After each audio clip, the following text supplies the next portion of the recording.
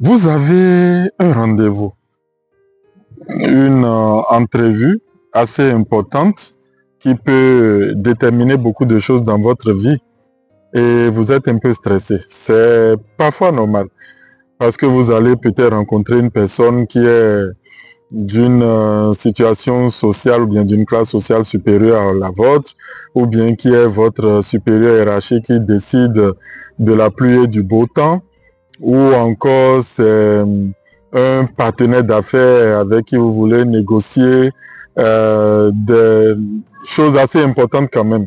Donc il y a un peu de stress. Mais comment préparer ce genre de rencontre? Comment se mettre dans les meilleures dispositions d'esprit? Et c'est là où l'esprit en vous intervient. Il y a l'esprit en vous, il y a également l'esprit dans la même personne, c'est le même esprit qui est en nous. Et vous devez déjà, sur le plan spirituel, voir que cette réunion s'est bien pensée, s'est bien déroulée. Et vous devez voir chaque étape de la salutation à la prise de place, et puis maintenant les discussions préliminaires, et enfin entrer dans le dur de la discussion. Mais dans toutes ces étapes, vous devez les voir se dérouler normalement. Vous devez voir la personne avec le sourire. Vous devez voir la personne vous écouter calmement, poser des questions de compréhension. Et puis vous devez vous voir vous-même en train de donner les réponses telles qu'il faut. Et finalement, voir que l'accord a été conclu, vous vous êtes serré la main et que vous repartez avec le sourire parce que tout s'est déroulé comme vous le voulez. Mais si au lieu de préparer la réunion comme ça, vous vous laissez plutôt submerger par les idées reçues sur la personne, oh, telle personne est méchante, telle personne n'est pas du tout affable, telle personne est due en affaires, on ne parvient vraiment pas à s'en sortir avec lui, c'est difficile de lui arracher une petite concession, ainsi de suite, et vous vous souvenez de toutes les choses négatives que vous aviez déjà entendues sur la personne, tellement que vous critiquiez même la personne avant d'aller la rencontrer. Qu'est-ce que vous pensez que vous aurez comme résultat final? Ça risque de ne pas se dérouler comme vous le désiriez parce que vous n'aviez pas préparé spirituellement le chemin comme il le faut. Vous avez plutôt envoyé des pensées négatives, vous ouvrez le chemin et les pensées négatives vous viront tout simplement une pensée, un chemin négatif. Vous voyez même à l'église, quand les fidèles viennent à l'église, la première chose qu'ils font, c'est d'abord faire une petite prière pour demander à Dieu de bénir le culte religieux. Et puis après, c'est près d'une heure de chant, de cantique à la gloire de Dieu. Tu es le plus beau, tu es le plus grand, tu es le plus fort, tu es ainsi de suite. Même l'homme essaye de caresser Dieu dans le sens du poil avant de commencer à présenter ses requêtes. Et au lieu de faire de même avec l'homme, vous envoyez plutôt des pensées de crainte, des pensées de doute, des pensées de colère, même parfois. Soyez pas surpris que les résultats ne soient pas ce que vous espériez. Et c'est justement sur ça que Marcel Auclair a basé son article numéro 53. Vos pensées vous ouvrent le chemin.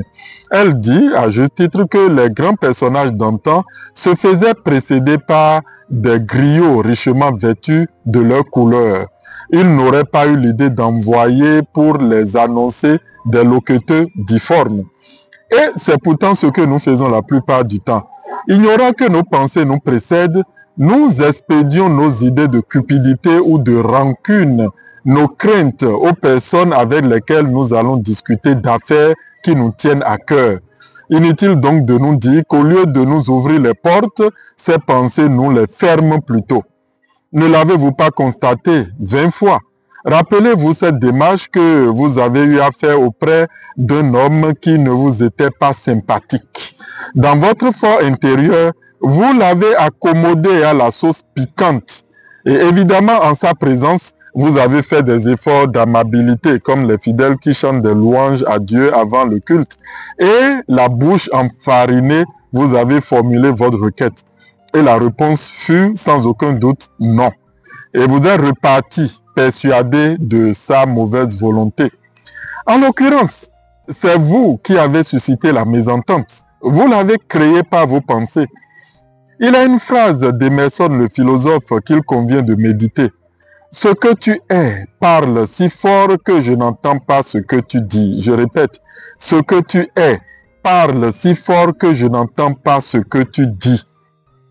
Vous avez beau faire du charme en parole, vos pensées hostiles atteignent votre interlocuteur sur le plan spirituel et l'indisposent. Les pensées de dénigrement perturbent toute harmonie, ainsi que les parasites dans une émission radio. Si vous vous plaignez de n'avoir pas d'amis, demandez-vous de quelle sorte sont vos pensées lorsque vous abordez les gens. Si la critique ou le bas intérêt l'emporte sur la bienveillance et le désintéressement, ne cherchez pas plus loin. C'est là une des causes de la solitude profonde de bien des gens qui vivent en société.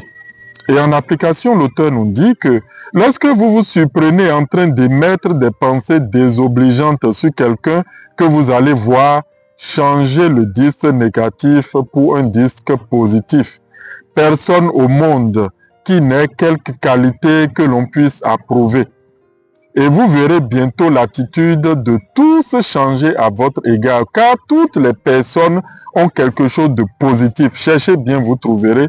Et ainsi, la prochaine fois que vous aurez rendez-vous avec la personne la plus grincheuse, la plus négative qui soit, préparez mentalement le chemin, mettez cette personne dans les meilleures conditions et vous verrez que votre discussion se passera de la meilleure manière. Et les enfants de ce siècle sont plutôt sages. Lorsqu'ils ont rendez-vous avec quelqu'un, ils vont faire recherche avec son nom sur Google pour voir ce que cette personne aime, quels sont ses centres d'intérêt, qu'est-ce qu'elle regarde sur Facebook, quels sont ses commentaires, quelles sont ses publications, et se préparent ainsi mentalement à aller rencontrer la personne. Et généralement, cela se passe bien. Mais sur le plan spirituel, vous n'avez pas besoin d'aller fouiller les réseaux sociaux. Vous savez déjà que cette personne est l'image et la ressemblance de Dieu comme vous.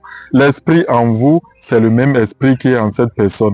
Donc tout ce que vous voulez de bien, c'est la même chose que la personne veut. Alors arrêtez de voir son côté négatif, commencez par admirer son côté positif, son côté ensoleillé, et vous verrez que la discussion, même si cela ne se passe pas exactement comme vous le voulez, au moins vous vous ferez un ami et ce sera déjà un bon début. Merci pour la suite, bonne méditation et à tantôt.